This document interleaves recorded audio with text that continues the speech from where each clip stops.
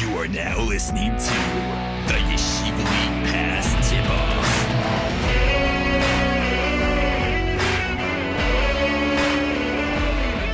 All right, we're back.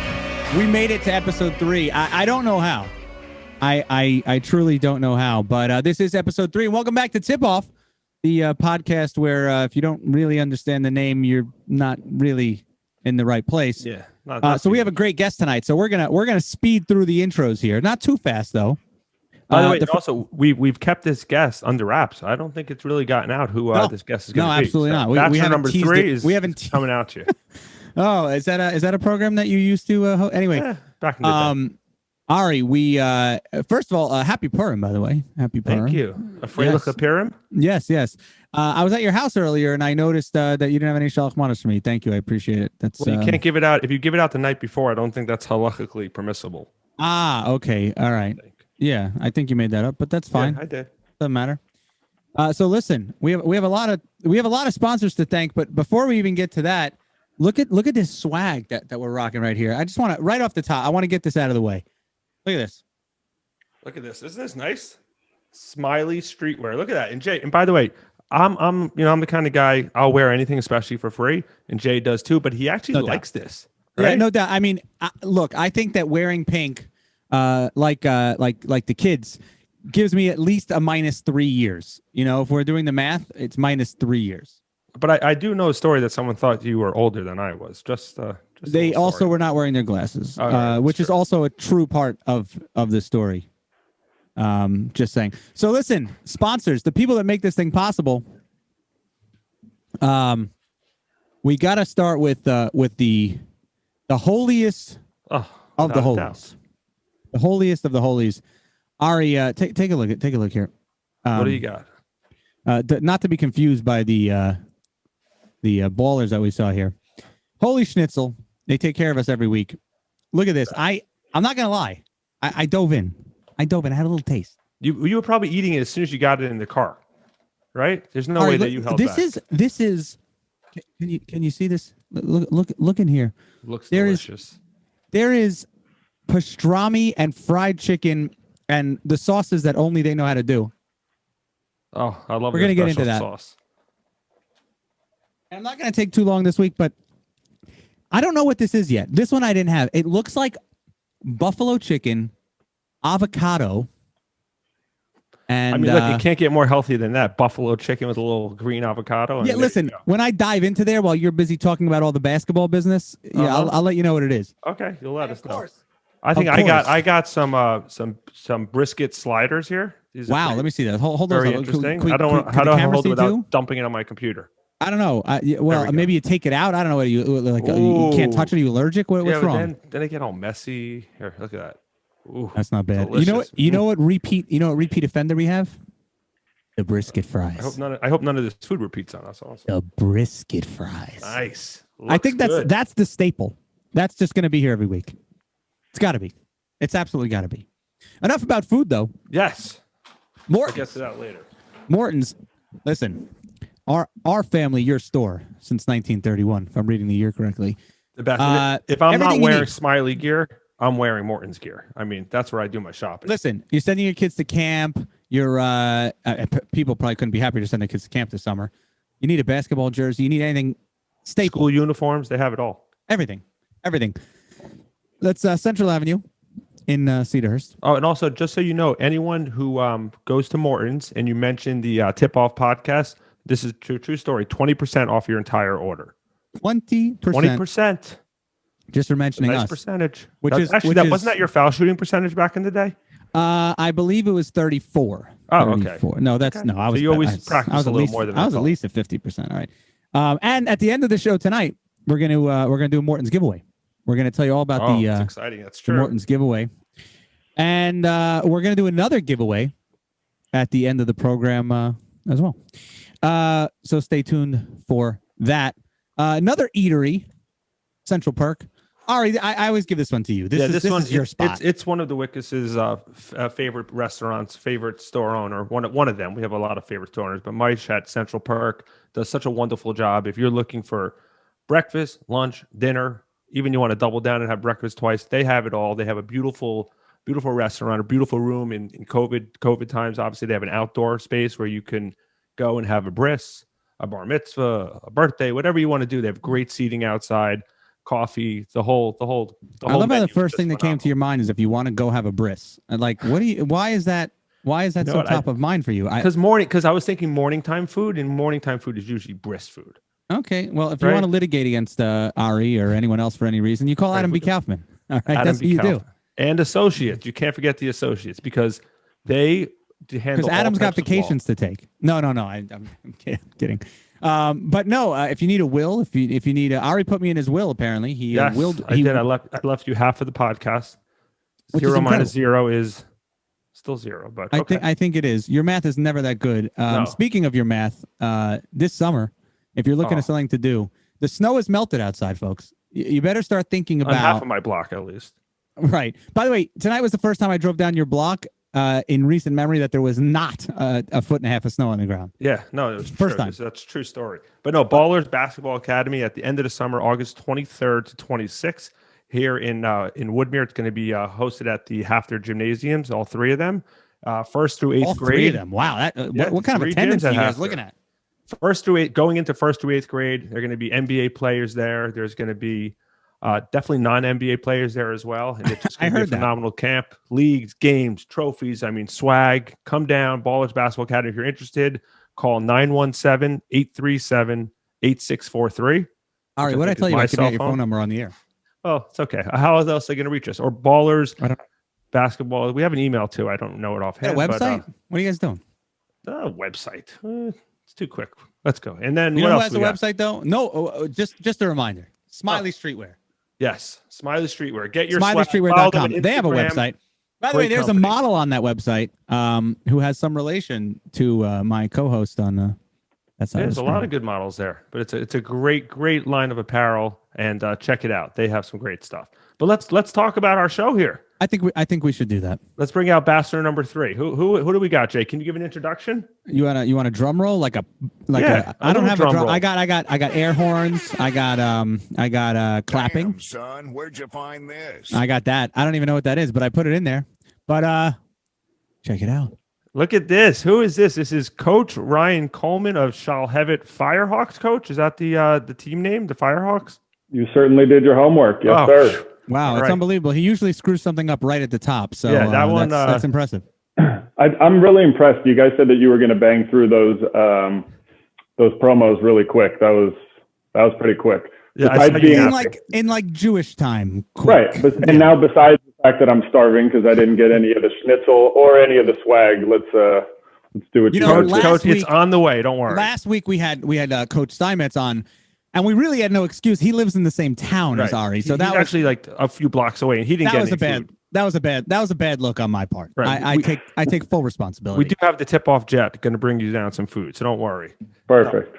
Thank you for joining us, Coach. And just to give a little introduction, Shalhevet is a big time school in California. Are you Southern California or Southern California? Yes. Southern California. Ari, are you aware as to where Los Angeles is on a map?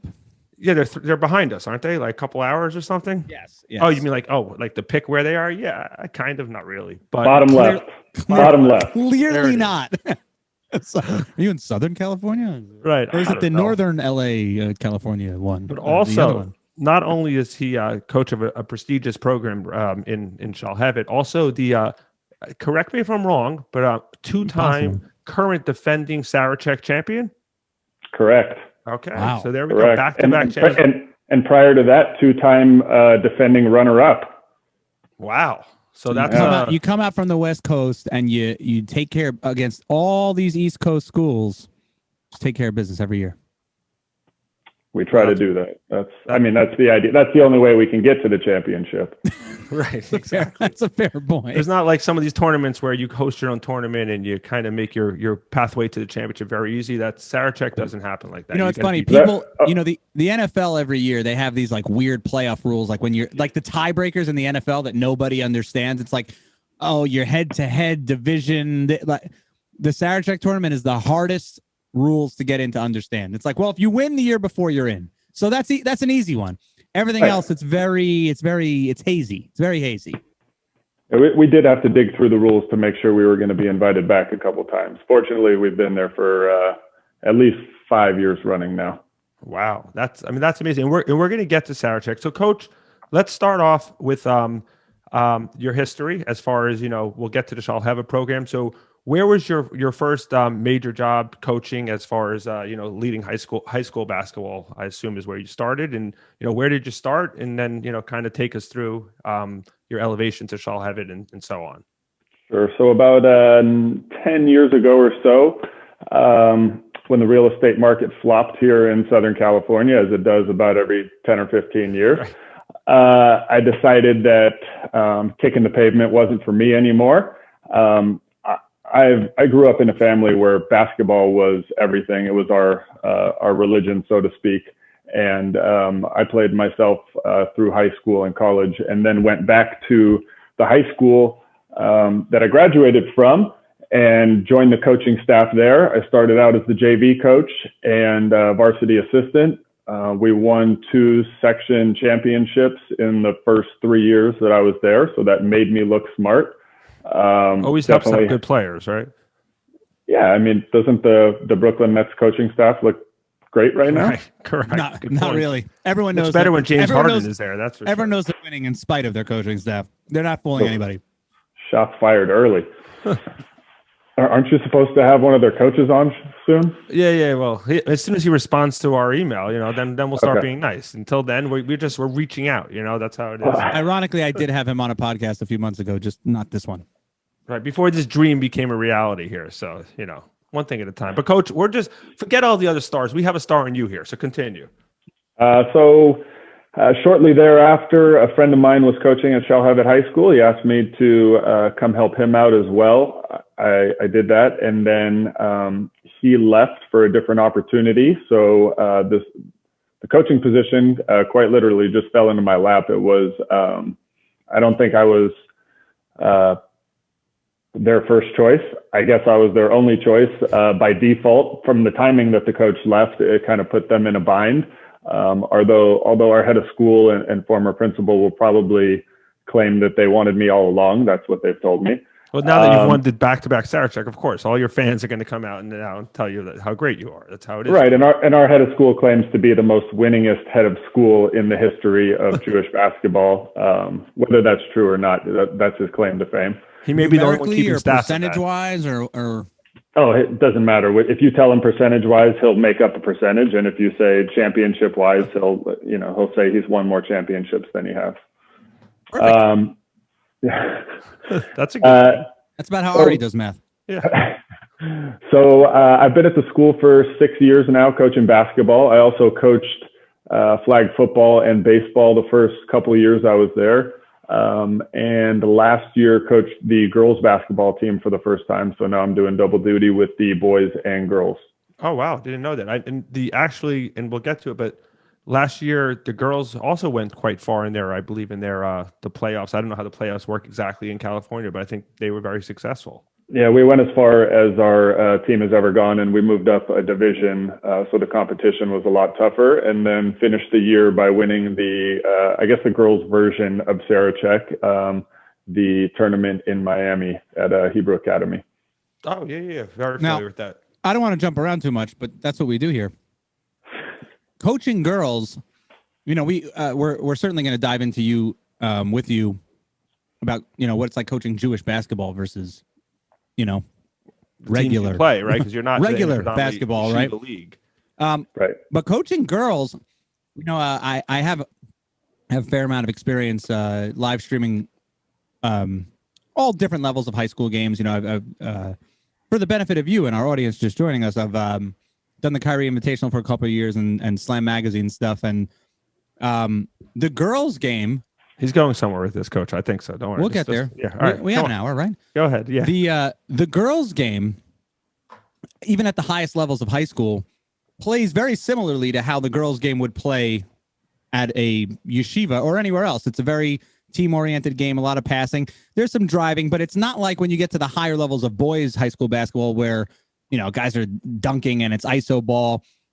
Do you find it's easier to be more competitive with the girls' game? Like the ceiling is a little bit higher if you can get there? Well, I didn't understand him either, so don't worry. I'm just going to answer. I'm going to answer a question that I kind of made up in my head anyway.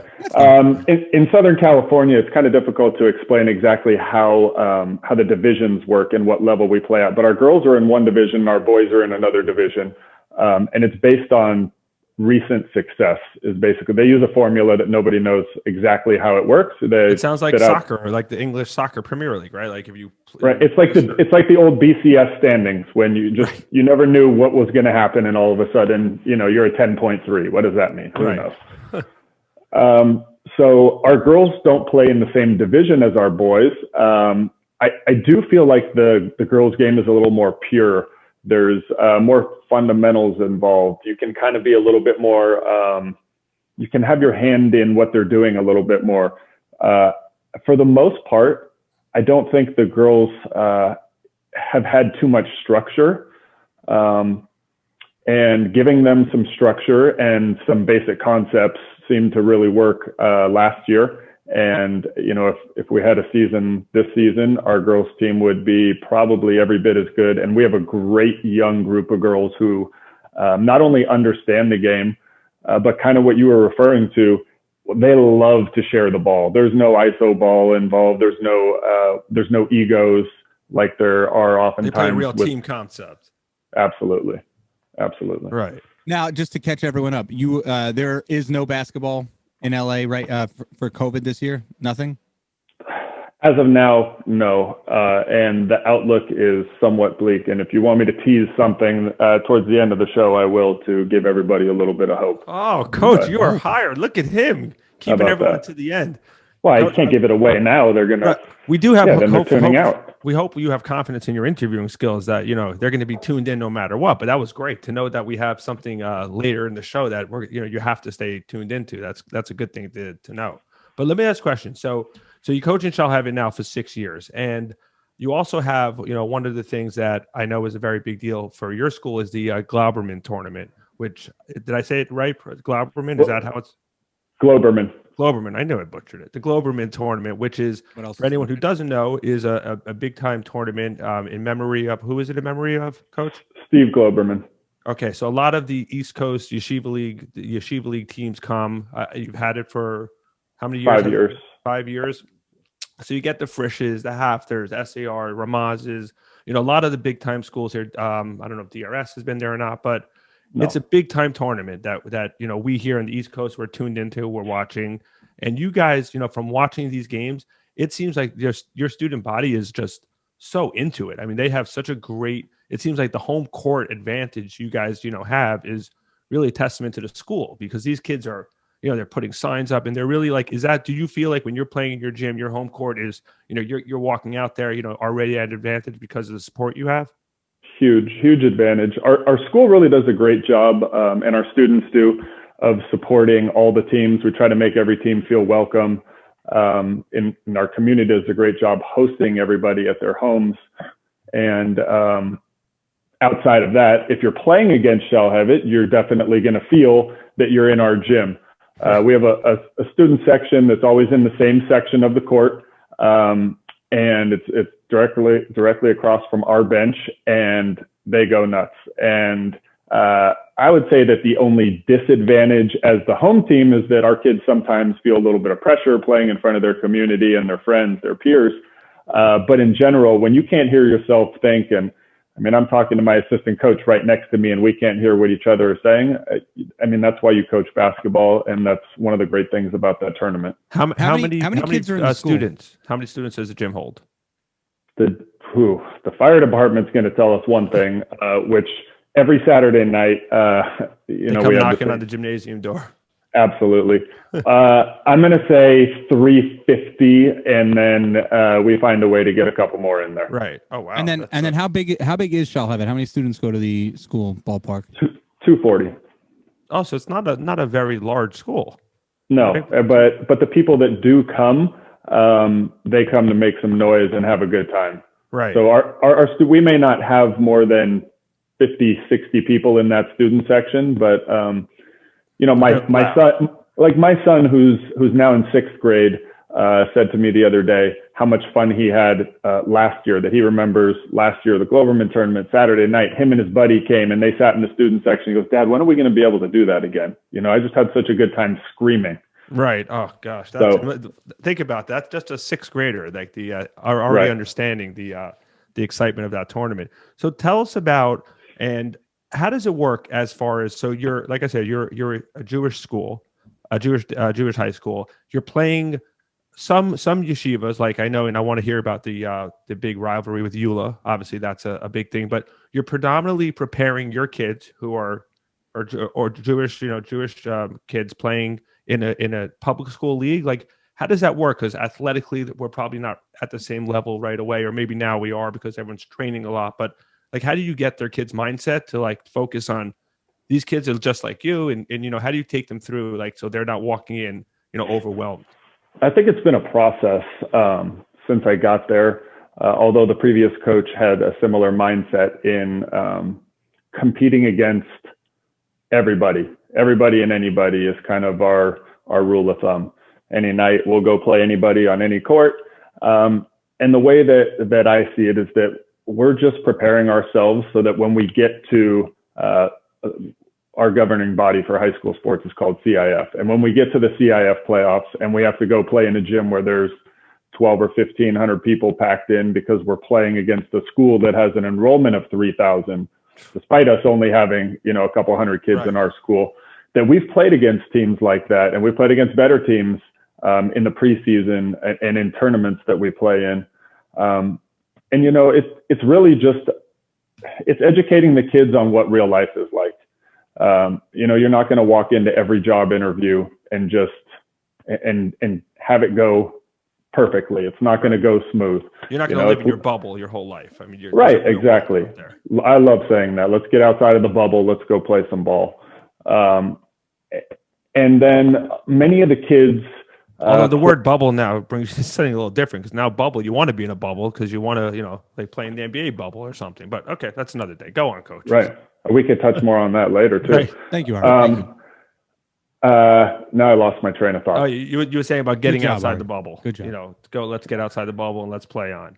Right. So, that's just something that we've done, that we learned to do. And sometimes we take our lumps. We've played against teams that have beat us by, 30, 40 points. And then we've won games that we have no business winning. And, if you win one of those games a season, I remember a game that we won in 2017 still. Just the joy in the locker room after the game and those memories that we still share from beating a team that we literally had no business even being on the court with. It kind of put us on the map. And you can use a little bit of reverse psychology. I know that it's intimidating if you're if you're a Jewish kid who's grown up only playing against other Jewish kids, and you're in layup lines and you turn around and see the other end of the court, these guys doing windmills and, well, that's just Ryan Terrell. Right. Sorry, I didn't mean to give you flashbacks there, Coach. I'm sorry. Go on. Oh, that's all right. I only lost to him once out of 5 times. I think you beat him in high school. Yeah.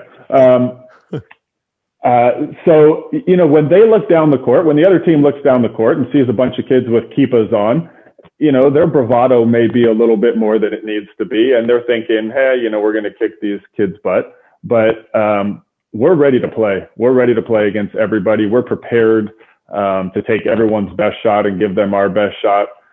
We always want to be the first team on the floor. We want to be dirty, not in a bad way, but we want to be that right. team that's that mucks it up a little bit. You want to win those 50-50 balls. Like that's the motto. Like get to them before they can. Absolutely. And in our general area, we've really earned the respect of a lot of other high schools and coaches, to the point where there's a lot of teams that don't want to play us because it's kind of a lose-lose for them. And that's what I've been told by these coaches. We'd love to play you guys, but it just looks awful if we lose to you. And if we beat you, we're supposed to beat you. Right. It's actually, we spoke to Coach Steinmetz from YU, and he said I was just thinking the same thing, Ari. He wants to schedule everyone. Carolina, Duke, Kentucky. Let's go. Bring it on. And I'm like, yeah, but Coach, they don't want to touch you. I mean, obviously not that level, but they right. don't want to play. These bigger schools, they have everything to lose, nothing to gain, right? Because it's your stepping stone. You're supposed to lose. and you want to play them, see how you do. But for them, it's a hard thing. So that's like you touched on. It's a difficult situation. Elliot and I are close friends. We spoke a couple nights ago, and we're talking about this exact Coach topic. did his research on us, Jay. They had a pre-coach meeting to determine the podcast. Actually, interestingly enough, he didn't tell me anything about the podcast. So when you told me that you just had him on, now I'm upset with him that he didn't prep me a little bit. Well, that's even worse. He's not even mentioning the 2 hours in between. A meeting right in between the two podcasts. Ari, I'm skeptical. I don't know. Coach has got a game face on, so we're actually really just focused on his son's RPMs on his curveball. That's really what we're talking about. That's right. You did say you coach baseball, so that's something that's to keep in mind. But so you said, okay, so you get your kids ready. So you really, the mentality is you're playing.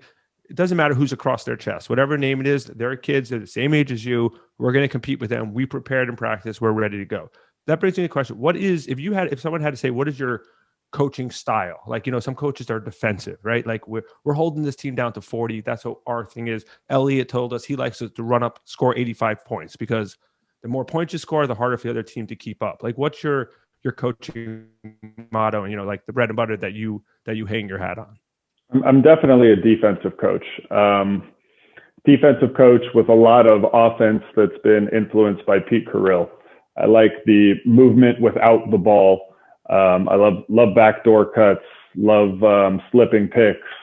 And it kind of depends year to year, depending on the roster, the type of talent that we have. Do we have a bunch of shooters? Do we have guys that are better at slashing? Do we have multiple ball handlers? Is it just one primary ball handler? So offensively, I can change a little bit. Our defensive system has been the same since I got there. And so far it's probably well. been with you at all levels. Your defensive philosophy probably has come with you at every program that you've been at, I would assume. Absolutely. Right. So and that was kind of one of my jobs when I first started back at Calabasas High School, was more focused on the defensive end before I got to Shalhevet High School. So that's what I'm comfortable with. Right. So that's quite the difference between Elliot, who coaches YU. Like I said, he wants to score a lot of points. So, but reminded us that they were one of the top defensive teams in the conference last year.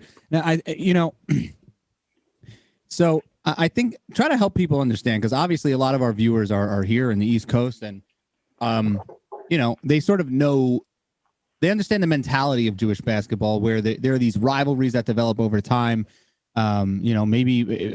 Nowadays people's parents went to the school, my parents against your parents, or it's the same schools playing each other every year. I'd imagine that coaching at Shalhevet doesn't necessarily have that feel. I mean, first of all, you said, you're playing different teams every year.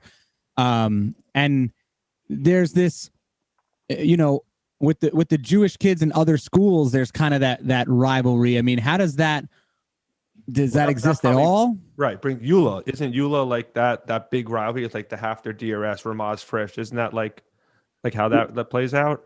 YULA is our biggest rival. We play them once a year, we're not in the same league, nor are we in the same division. So we have to schedule them outside of our league games, but we play them once a year. It alternates gyms, like 1 year by you, 1 year by them. Exactly. Well, they just we had a new gym a few years ago, so we hosted 2 years in a row, and now they have a new gym. They've hosted the last 2 years. But we usually go back and forth in terms of the location, not in terms of results. But we could touch on that also. But YULA's the geography in itself, and that all these kids went to elementary school, middle school together, and then kind of make a choice between going to either Shalhevet or YULA. There's naturally going to be a rivalry there. The kids really embrace the game every year when we play them, but oftentimes there's so much pressure, like you're saying, from so-and-so's family went to Shalhevet and this family went to YULA, or sometimes the parents, one went to Shalhevet, one went to YULA, right? And then the kid ends up going to one school or the other. So there's so much history in that rivalry that I think sometimes the kids get really amped up for it, and we don't end up playing our best brand of basketball. There's been several games recently that the games always, seemingly always come down to one or two possessions towards the end of the game, when really one team may be superior to the other. I think that the emotion kind of balances the game out. Right, that rivalry just it puts everything. It's like I always bring Carolina Duke. I'm a big Carolina guy, but Carolina Duke can play each other but most of the time it's going to be a 7-point game, and throughout the game, and it's going to come down to the final possession or two. It doesn't matter. One team is ranked number one is not ranked. It's just like you said. You see or that, like the Army Navy football game, right? The game is bigger than the game. It doesn't matter what school. It doesn't matter if one's good, one's bad. I mean, the game has so much hoopla around. It's the Army Navy game, right? Right, and for bragging rights. Right, and for real football aficionados, the Shalhevet YULA game kind of resembles an Army Navy football game. Not pretty, very rough. O-line stands, right? Right, exactly. So now, this brings me to another thing. Look, obviously there's no recruiting going on in high school basketball, in Jewish high school basketball, allegedly. Right. So is there a lot of push? Because obviously we know how important our athletics are. That's why we have this show. I mean, we know people love athletics. Do you find that people are, trying in their ear, the athletic department at YULA is great, come here, or the basketball program at Shalhevet, do you run into that at all? Is that like a big reason someone might pick a school? Absolutely. More and more recently too. Very similar to like the Carolina Duke thing. You'll hear about it on Tobacco Road when Duke or North Carolina lands that recruit that was choosing between the two schools. And then you kind of have the domino effect. If you get that big recruit, does that recruit now have friends that were waiting for, the big man or big woman on campus to make a decision, and now they're going to kind of follow? So we're seeing a lot of that the last few years.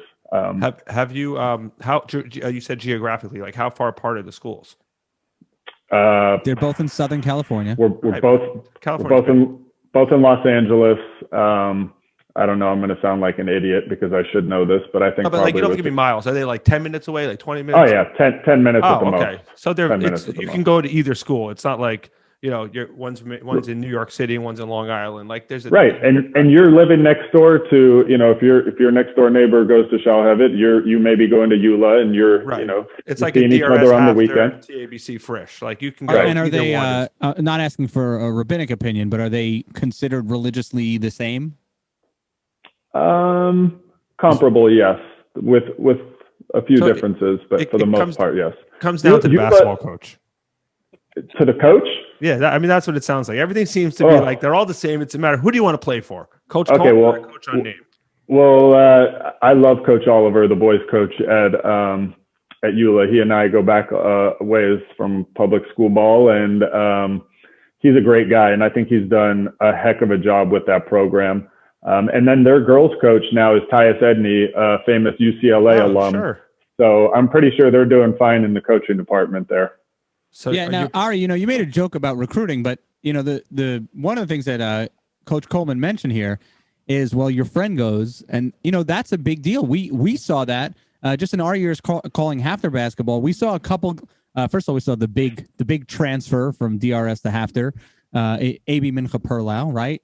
And right, the junior year helped them win a championship. Yeah, so while presumably schools aren't writing checks to get basketball players, the parents are to the building fund. Oh no, the friends thing. Yeah, the friends thing is a real thing, right? Like one good ball player goes, and people go with. I mean, that's real. That's really real.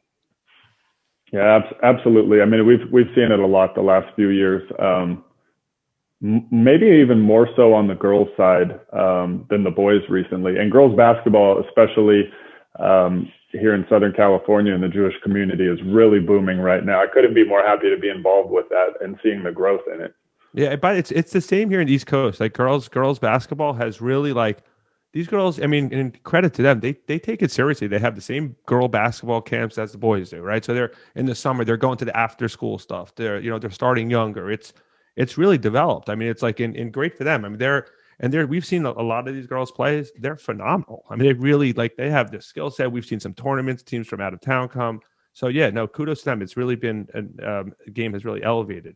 So as far as recruiting in another sense, so I know that you've had a couple players who have gone on to play YU. I know Simcha Halpert, right? One of the and Right. his brother Eitan, and I heard there's another the trilogy, like a younger one on the program also. Avi. So, yeah, do you get any recruiting as far as for your kids, and how does that play? Which I'm sure, like, well, you've been there for 6 years, but I'm probably like, back in the day when you started the recruiting, well, the Jewish recruiting hasn't been what it is now. Like, how do you find that with college coaches and that taking place? Do you mean that schools other than YU recruiting our players? Yeah, correct. Like, is there any like Simcha was a phenomenal ball player, and I'm sure there were other schools that he could have been playing at. Absolutely. I think a lot of that depends on the family of the athlete and the athlete himself. Are you willing to keep your faith and not participate if there's practices or games over Shabbat? Or is basketball going to take precedence for, this period of time while you're in college? And I think that aspect has a lot to do with either the recruiting or the choice that sometimes colleges make not to recruit or pursue those players based just on that. I mean, if you're a conference that plays like back-to-back league games Thursday, Saturday, or Friday, Sunday, and that you're not going to be available, you're going to have a player that's not available for at least half of your league games and whatever the amount of preseason games are. I think that puts the college coach in a tough situation. Right. So, well, I guess like you said, the family really probably determined, right? Like you said, how far does the kid want to take it? As far as is YU like the end all, and that's great, and then you kind of know you're going to go there, or are you're willing to to go down different roads to see? And that brings up another interesting question too. I remember when we were growing up. I mean, the discrepancy between your typical Jewish ball player and your regular again. Say non-Jewish on it. Yeah, whatever. A non-Jewish ball player was tremendous, and parents would always say, "Oh, this is just for fun. This is just for high school. This is just an activity." And nobody really thought about playing in college. And even if you went to play at YU at the time, it didn't even matter, right? Because YU didn't have a program. So I guess are people taking that more seriously now? I mean, is that a legitimate aspiration for people? Looking to get that college scholarship. I'm sure NBA aspirations not there yet, but listen, college is expensive nowadays. Absolutely. I mean, I think that there's going to be more and more opportunities for young Jewish basketball players. I think that they're in general, the community has embraced not only playing basketball, and like you said, some people are going to play for fun, but I think that there's a new generation that's seeing the opportunity to succeed, whether it be at the Division III level, whether it be with YU or other universities. Even at the Division I level, we're going to see more and more players in the coming years. And I think that, I'm sure it's been said over and over, but I have the utmost respect for Ryan Terrell in making the choice to go to Yeshiva University. Coach Simons told us he had like 19 scholarship offers Division I. Right. I mean, the kid's a phenomenal player. He's also a great person. And he and his family, they did a great job of weighing their options and kind of setting himself up for success. He knew by going to YU, obviously, that he was going to have great success in the game of basketball. And I'm sure after basketball is done for him, because of his success and people wanting to kind of latch onto him, he'd probably get whatever job he wants within reason. And he's really made it cool. He's made it cool to go there. And not just him, there's guys, Simcha and Gabe Leifer, Eitan Halpert, guys that are there right now and having great success. And not only having great success, but if you watch their team play, they play with such joy.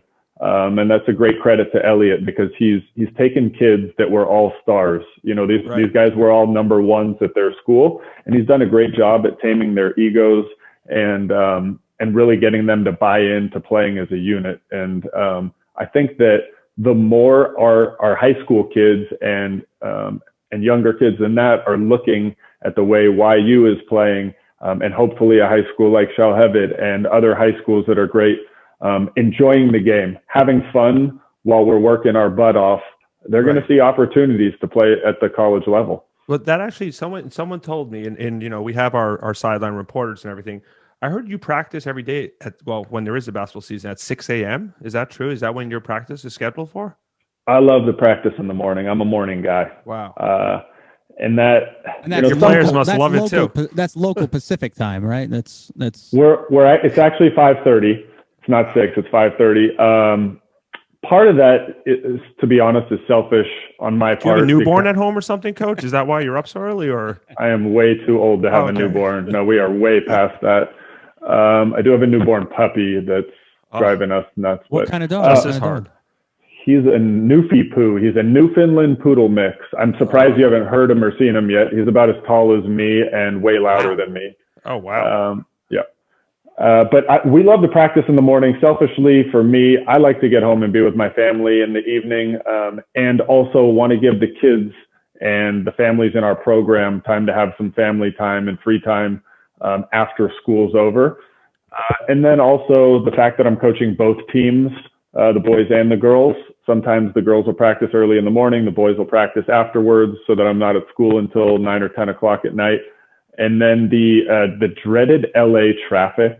I've heard about it. Right. Jay, you've lived really. it. I certainly have. So I live about 30 miles from the school. So if I could get on the road at 4:45 in the morning and get to practice, we're starting 30. Right. So 30 minutes when nobody's on the road. Coaching somewhere else, it may be afternoon practices. Oh, but, for a 9 a.m. practice, that'll be a 2.5-hour drive. Right. Yes, exactly. So that's how many days a week do you practice?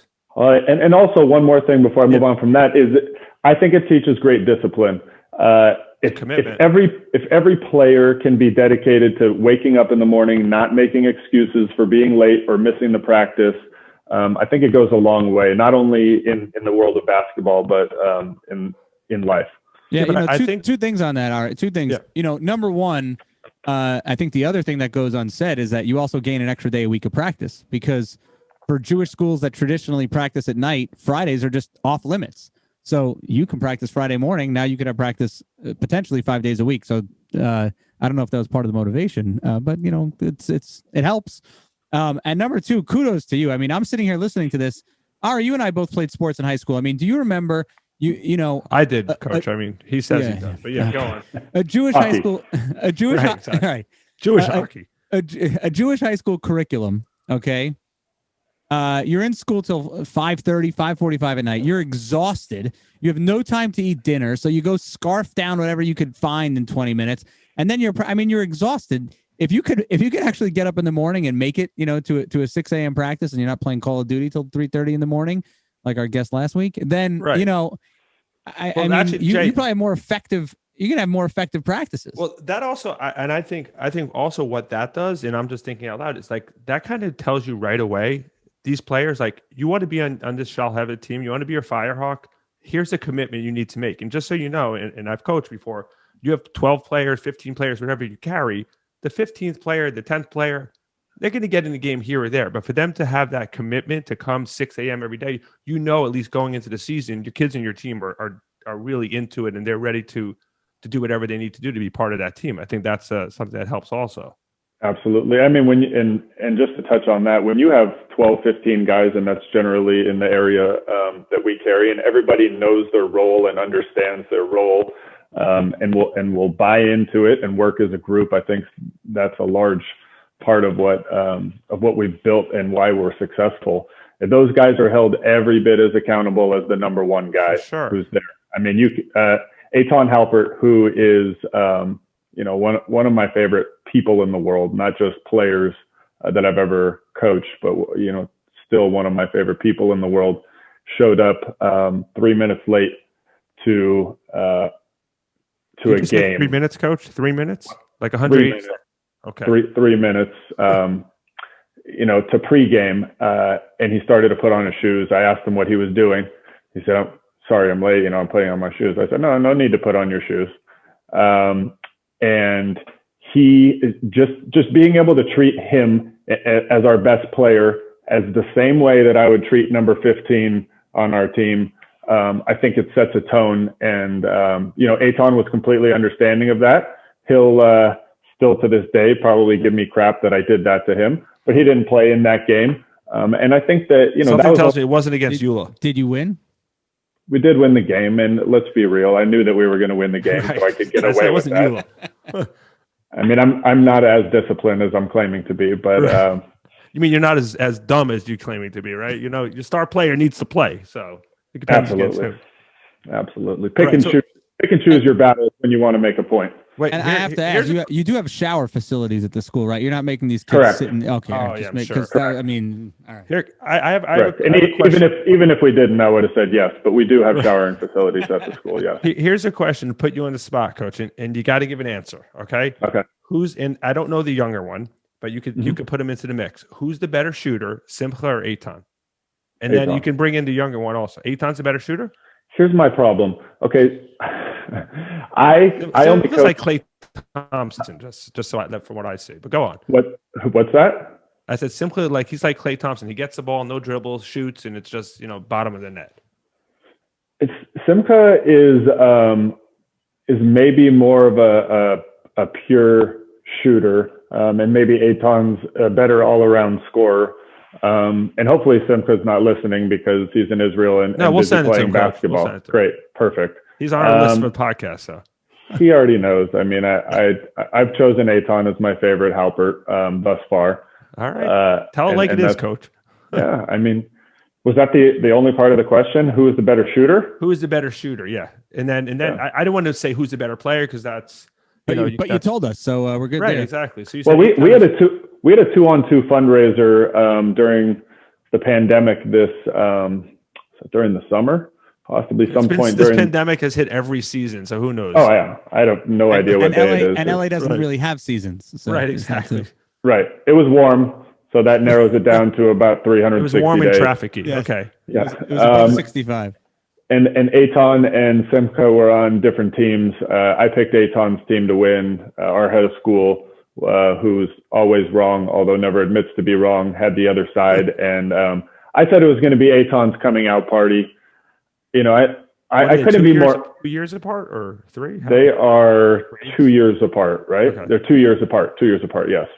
I'm just and not take nothing away from Simcha. He is the reason I believe that the YU program began to turn around because of his leadership ability, his willingness to be unselfish. He probably could have scored, who knows how many points, but when Ryan and Gabe got there, Simcha was so happy to win that he took a little bit of a lesser role as far as scoring, but his leadership role, and I'm sure Elliot would say the same, was. By the way, I was going to say, Coach, you really should watch the podcast with Coach Steinmetz because we asked him, we said, who's the biggest recruit you ever got? And we're thinking, Ryan Terrell. He's like, the biggest recruit I ever got was Simcha Halpert. And he also said Donnie Katz. He said, because they were the program changers to let people know you could be this amazing person, ball player, come to YU, and it's cool. And they kind of helped, grow that program. And then the Ryans, the Gabriel Eifers were able to follow through. Couldn't agree more. He said the same. So very interesting. So, and then you have a sophomore. What is the Halpert now? The younger one. He's Avi Halpert is a sophomore. He is he's a true point guard, unlike his brothers. And maybe because when he was younger, they just made him pass the ball all the time to them. He may have had some of that in him. That's funny. It's true. But he is his basketball IQ is through the roof. And no doubt the youngest of three brothers. He's a sponge probably for the older brothers. He's watched so much basketball and super excited to coach him, hopefully some this year and for the next 2 years. And you're encouraging the Halpert family to keep on going with the Halperts, or are you kind of is the well dry there? Yeah, that's it for that family, and then they need to start reproducing so that exactly. we can go to the next generation. Right. So does Avi have a chance to be the best of the three from what you could see as a sophomore? Avi may have a chance to be the best in a different way. Avi's never going to score 25 points in a college game, I don't think. Maybe he does. I don't think he's the type that Simca or Eitan is as far as taking over a game scoring, but he's going to make everybody on the floor better. He's plays both ends. A lead guard. Absolutely. He plays both ends of the floor. My son, who's 3 or 4 years younger than Avi, really looks up to Avi as a player. And, that's probably the best compliment that I could give to a kid right now. Wow. I would love if my son were to continue to pattern his game and play in the same form that Avi does. That's amazing. So let me ask you this. So you have the Glouberman tournament, which is huge, and then I want to go into Saracheck a little because I know Glouberman very Yeshiva League. So Saracheck is the biggest Yeshiva tournament. It's the March Madness for Jewish basketball, right? Good reference. I mean, is that the main goal? Like, what is when you set your goals at the beginning of the season? Obviously, you want to win every game. You want to win your sectional, your divisions. Like, is the ultimate goal like in the Yeshiva here? I think you'd rather win your Yeshiva League championship than Saracheck because Yeshiva League is a culmination of a whole entire year of work. A tournament is a tournament. It's a few days and, the cream rises to the top. So how do you set your goals as far as, this is the ultimate that we're going to get? How do you determine and, sectionalize all of that? Every year we sit down in a classroom before the season starts. We talk about goals and we try to attack each goal in chronological order. So obviously, our first goal is going to be to win the Glouberman tournament. But to kind of skip around and not go through the entire year in chronological order, I'll tell you this. We don't generally peak until February, March. And I don't know. When does your season start? We start with the Glouberman tournament is usually the first week in November. Okay. And we're generally not ready to play. And maybe that's my fault. Maybe, I don't get us prepared well enough. Or maybe you practice at 4 a.m. They'll be ready. I mean, come on, coach. Yeah. Stop or the pressure of playing in front of our home crowd may get to us sometimes. Sure. I mean, we've only won that tournament one time. We totally blew it last year.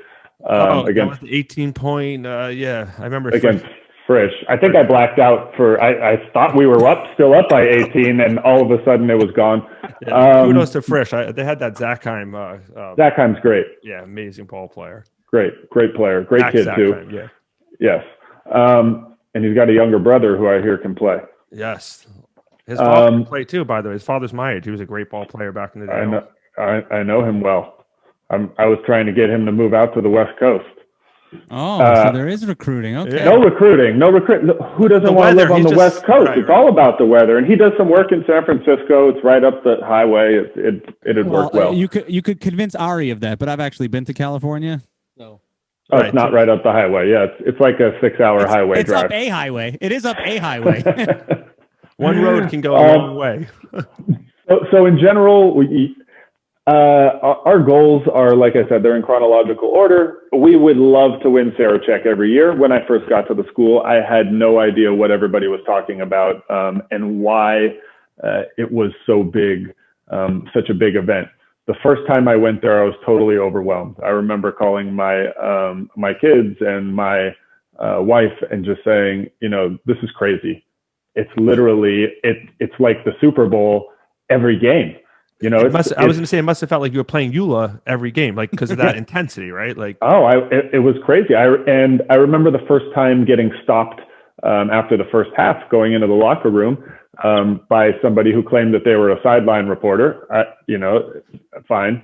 And they put a microphone in your mouth, at least, horrible idea. Every clip that every interview I've ever given at YU has been sent to me multiple times by either faculty members or students saying, they think it's hilarious. You're amazing. Well, no, I'm really just telling them how I feel. And when we're playing like crap, it's called emotions, right?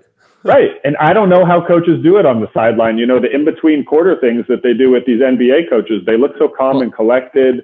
No, that's why they look like Coach Popovich. They just look dry, and they're just going to give you whatever the question is. They have the answer already because it's just nothing to do with anything, and they're just going to state it. That's it. Oh, I've gone to that route several times, but peaking at Saracheck is the goal.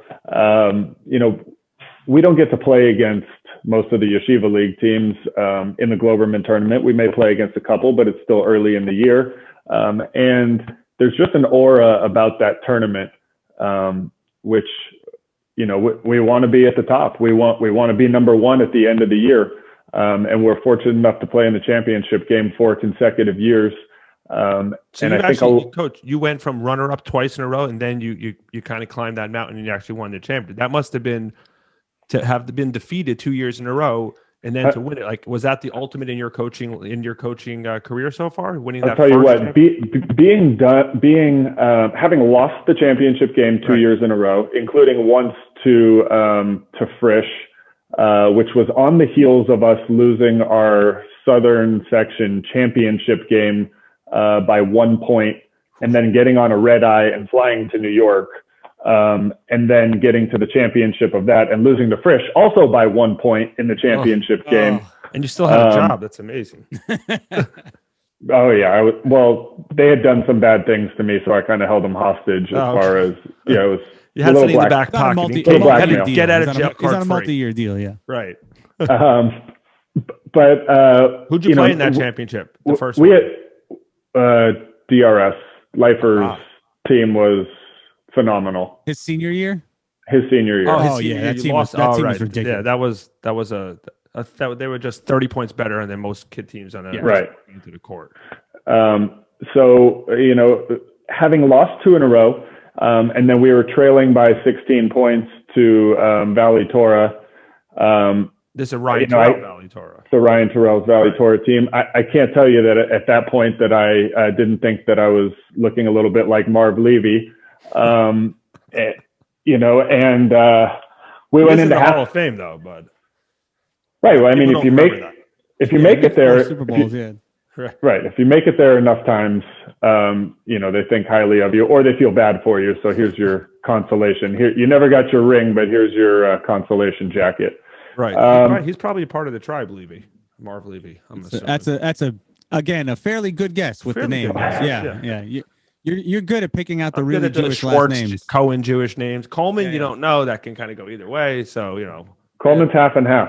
Half and half. There you go. You got the Cole and the man. You put it together, you get a full Jew. There, it's perfect. So, so then who did you – you rallied back from 16 points down. And they didn't just have Ryan Terrell. They had the two Israeli brothers who were like 7'2" also. They had one that was playing YU now, I think. Right. Thankfully, they were allergic to the paint. So they were the European big men.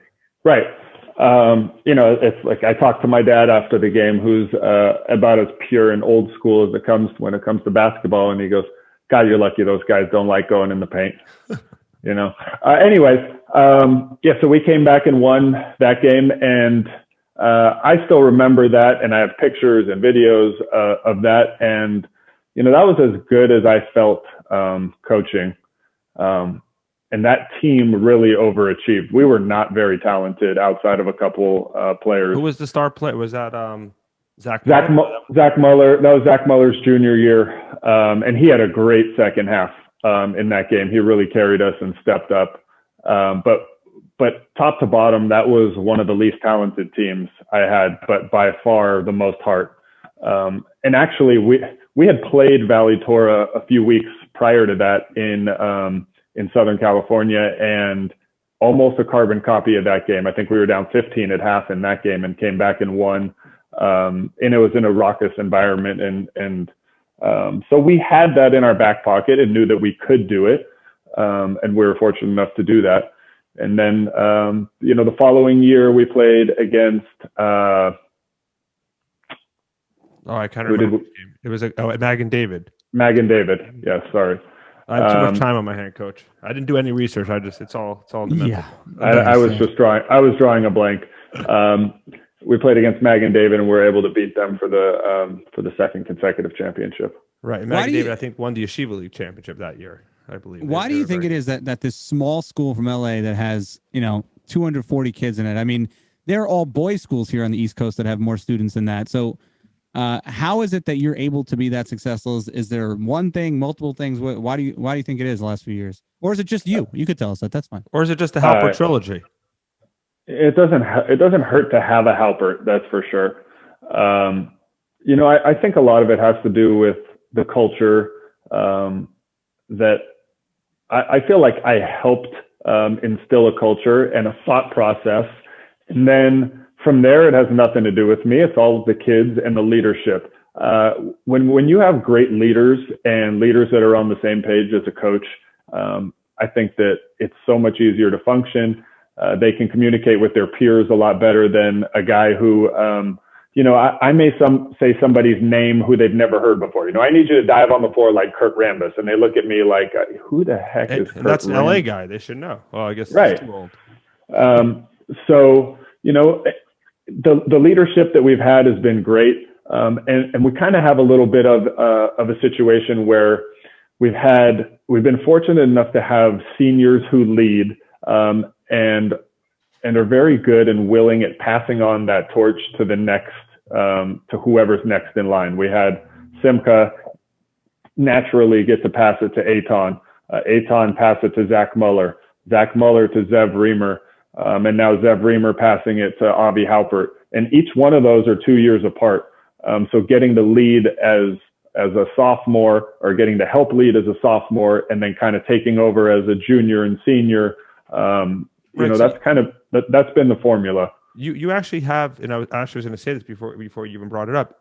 In LA, in these smaller schools, I know in Florida also, like sophomores, the better sophomores, they're not playing JV basketball. They're going to be on the varsity team. So you have a little more time to develop in them because you're not coaching the JV, right? You said you're coaching the girls varsity as well. So you have a little more time. Like in the Yeshiva League, 10%, the 1%ers are playing varsity in sophomore years in the bigger schools.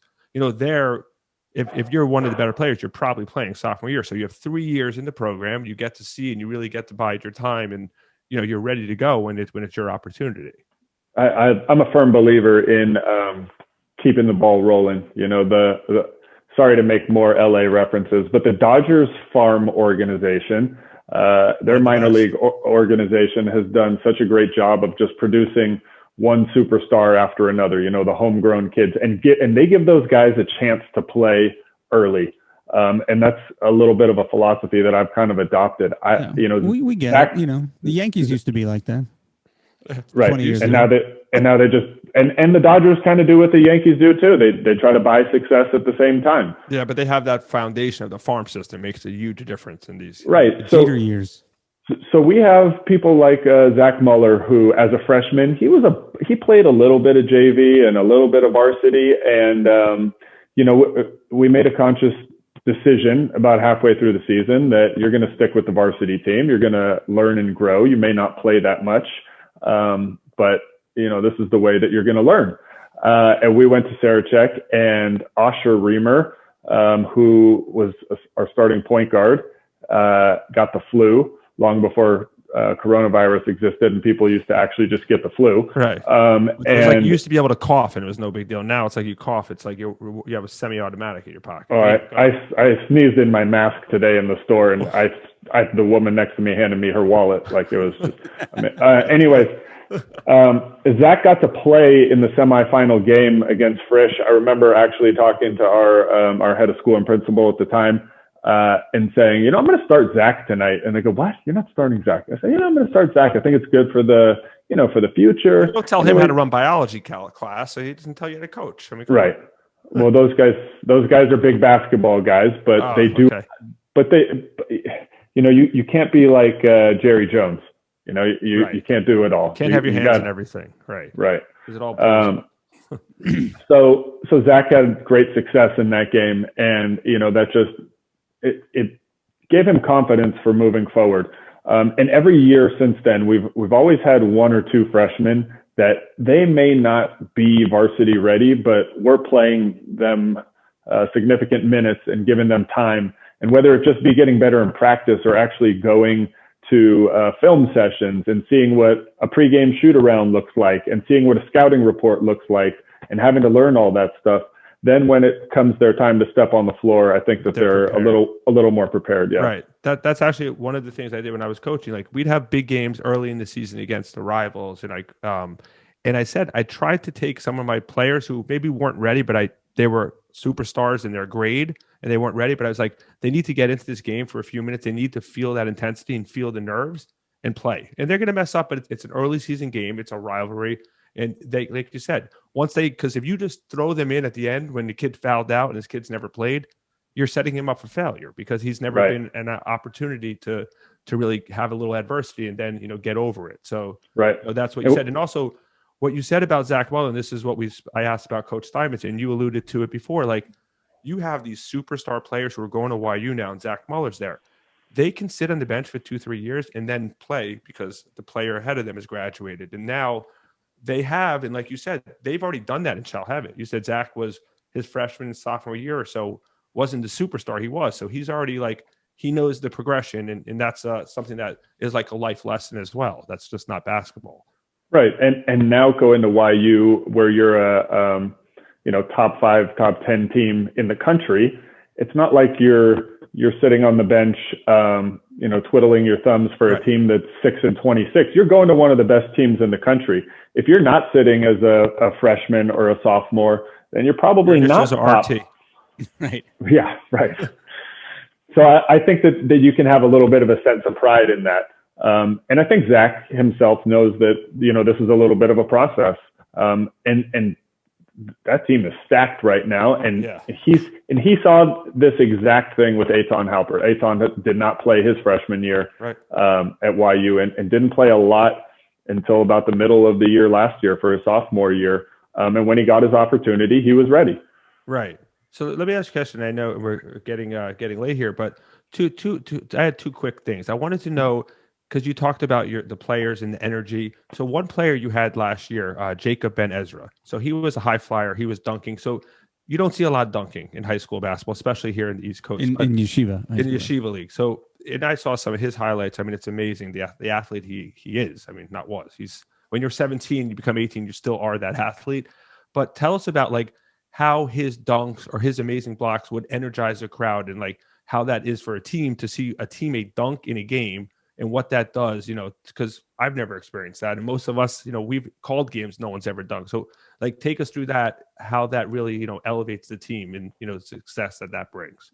Well, before Jacob got there, my assistant coach and I always used to say that taking a charge was like the Jewish dunk, meaning that your crowd would get so fired up and your team would get so fired up when you would take Superman, a charge. You're yes.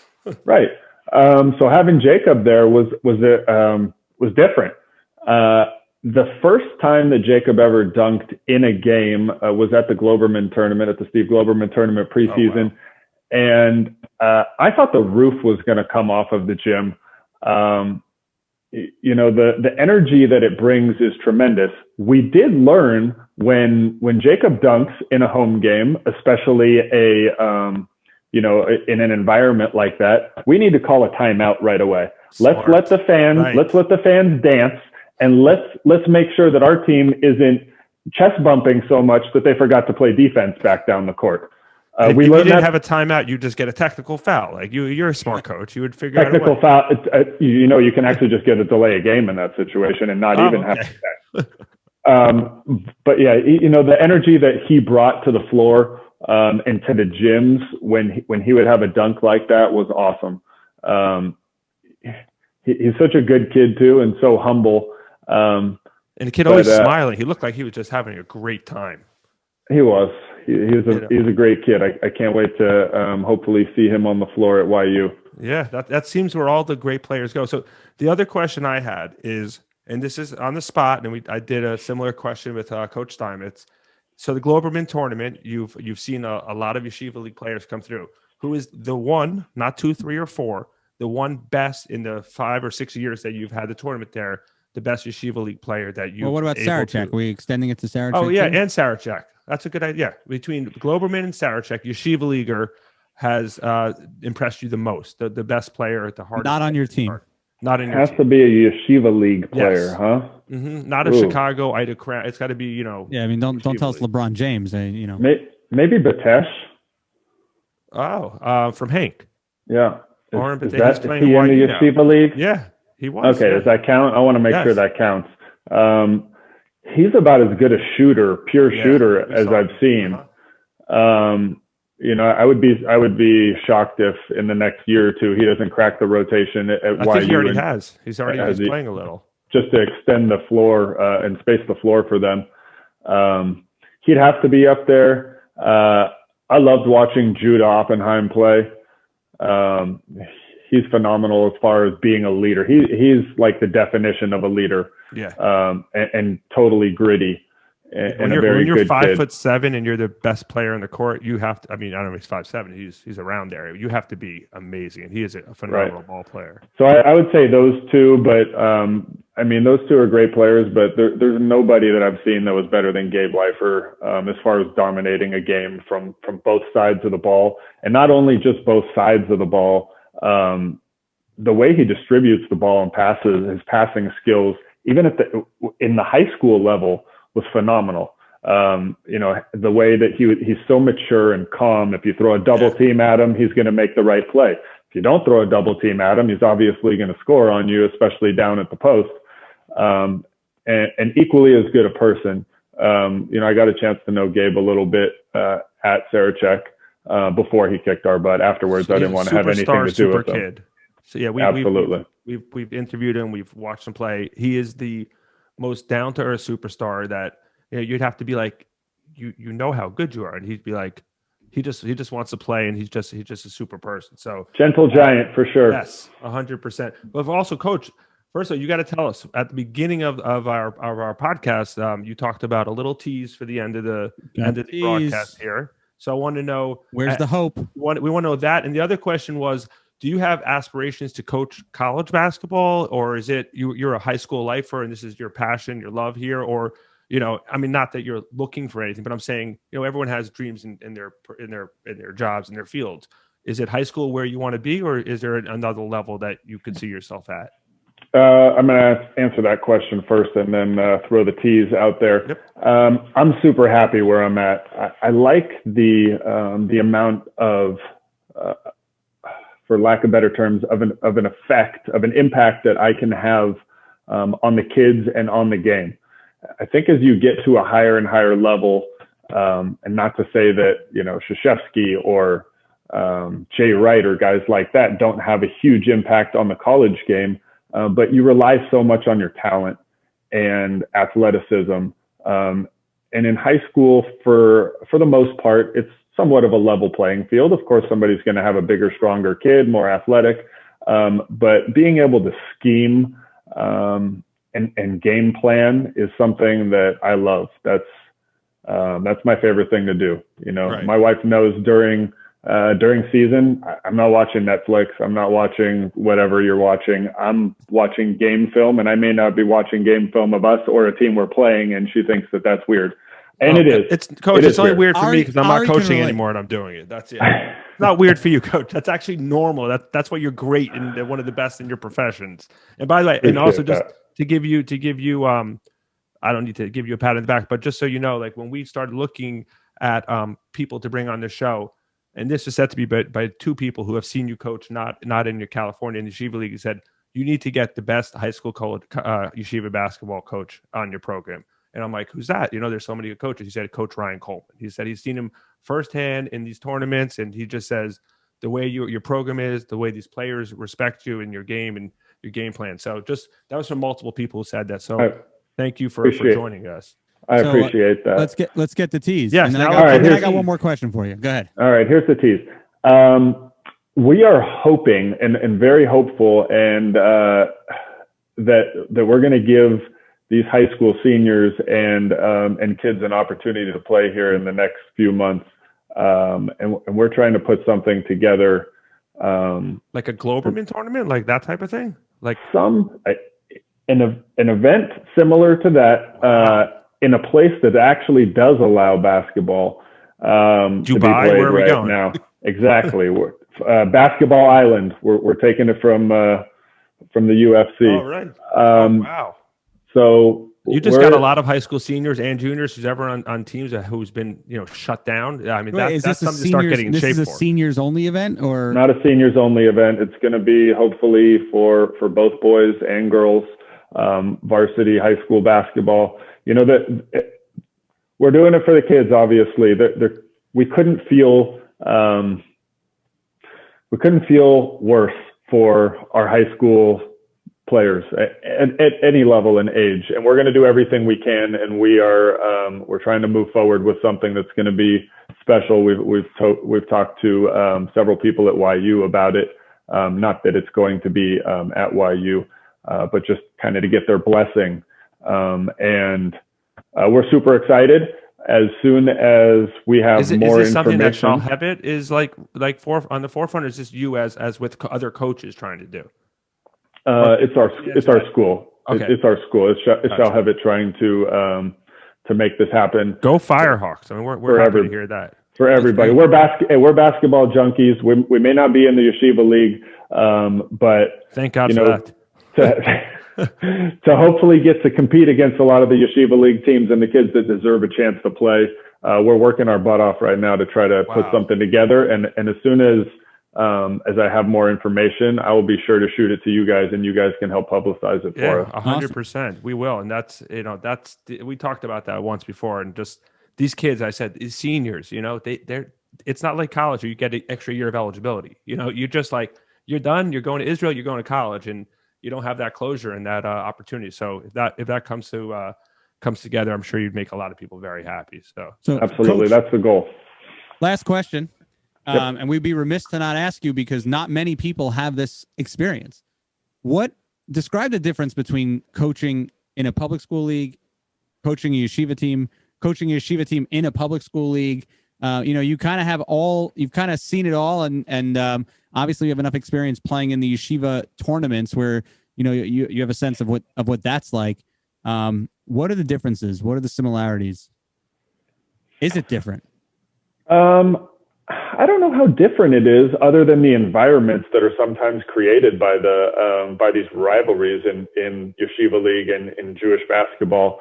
You may play against a really good team in an empty gym in a public school league, and sometimes that can be an advantage, and sometimes you wish you had some sort of crowd behind you. But the talent in general would probably be the biggest difference. The talent level when we play against some of the schools that we play against in Southern California is really on another level than we would see in the Yeshiva League. They may not play as hard, but when you got like we played against a team last year, they got one kid who's going to Lehigh and another kid who's going to be probably the starting point guard next year at the University of Arizona, and their big guy is going to Stanford.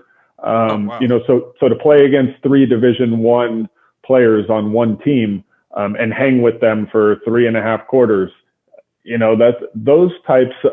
That's probably the biggest difference that I would say. It's pure talent. But outside of that, the ball's round and it's 10-foot hoop. Although for some people it doesn't look like it's a 10-foot hoop. That may be the biggest difference. Yeah, that's a big difference. And so that's a lot, Coach. We thank you so much. I mean, you've covered so many things, and we appreciate your time and your scheduling.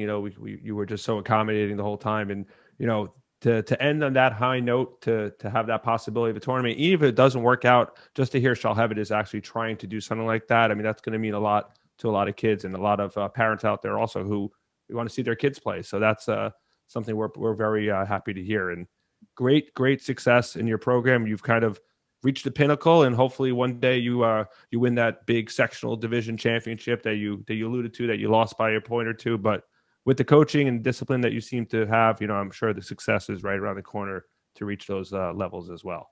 So, thank you, guys. Thanks for having me. I'll bill you for my time. Yes, please do. Make sure Ari's name's at the top. Wow, Ari, Coach Coleman, unreal. Oh, really good great. perspective. Really good perspective. I mean, you didn't shut up, but that's you. That's what I do best. And we really appreciate Coach Coleman for coming on. It's always good to get that perspective. I think a lot of times living here on the East Coast, you kind of have this vision of what a yeshiva student's basketball life and career is like, and it's obviously very different outside of New York, where the yeshivas play against public schools, and Coach touched on that. Different atmosphere, and also ironic that most of those better players have lately been ending up at YU in New York. Like the Halperts really cool. and the others. Yeah. So, hope you enjoyed the episode. We have a couple orders of business before we let you go. Also, Thanks by the way, next week's guest is also going to be huge. Huge. Talk about it. Well, it's a drop will come middle of the week. Huge. But yes. What do we got now? Don't tell him now. Don't tell him. Don't Okay. say a word. All right. So the first thing we're going to do is give away a $50 gift certificate to Holy Schnitzel. I got some left. There's more brisket fries here. I got a little. All right. So, Ari, we teased about this. There was a contest. You had to do some things. You had to like some things. And we're coming through now. So here it is. It is the Wheel of Fun. If you zoom in there, you can see your name on it if you followed all the instructions. Let her rip. We're going to spin this puppy. What do we got? Here we go. Who do we got? Who do we got? Who do we got? Who do we got? Who do we got? Ari Wickes. No, I don't think so. Yona Luber. Woo! Yona Luber, congratulations. You are the winner. You are the winner of the $50. We are the winner of a chicken dinner. We know that we know how to find you because you liked and you followed and you clicked. So congratulations. We'll reach out to you and get you that $50 gift stick. It's late in the night. I know it is. It is. Congratulations. Congratulations. $50. Holy Schnitzel. The food's amazing. Get the Holy Toasty. Get some of the brisket fries. Hook yourself up. Get some for your parents. All right. And what do we got? We got the other. We have another. We got more. We got more. This is the show that gives back. We don't only give you the knowledge. We don't only bring you the best names in the world of yeshiva Jewish basketball and beyond and way beyond, but we give back. We give you stuff. So take a look at this. Putting a picture up on screen right here. Wow. It is a bunch of an NBA locker room? It is not. It is Morton's. First off, if you've never been to Morton's, this is what it looks like. It's jerseys galore. Everything. Jerseys galore. Remember, mention the tip-off podcast, 20% off the entire That's right, 20% off. purchase. Now, Ari, I'm going to read this so I don't get this wrong here. Go ahead. This is what you got to do to win one of those jerseys right there. Of your choice. First of all, you have to like this video. Now, you may be watching a clip. Somebody may have posted something somewhere. You must be on YouTube right now. You must go to the Yeshiva League Pass YouTube page. Okay? Episode number 3, this episode. Like it. Okay? Head over to Instagram and follow Morton's. Got to follow Morton's. And then you must subscribe to this channel, the Yeshiva League Pass channel. You're liking the video. You're subscribing. You're liking Morton's on the Instagram. And then all you got to do, right below this video, here on YouTube, comment which jersey you want. That's it. Tell us which jersey you want. And we're going to spin that wheel again next week. And, well, guess what? Somebody's winning a jersey. All right? Who is better than us? We love free stuff, and we give it away. Oh, and also, again, thank you, SmileyStreetwear.com. Check it out. Great clothing apparel, sweatshirts, T-shirts, hats. What else they have? Everything. They're great. And listen, thank you to all of our sponsors, Morton Central Perk, Adam B. Kaufman, and his associates, the Ballers Basketball Academy, and, of course, the presenting sponsor of this episode, Holy Schnitzel. Ari, I got more to eat, so I'm getting out of here. And listen, have yourself a foray Purim, all right? Yes, and thanks for joining us. And we are not wearing costumes. Have a great night. See you.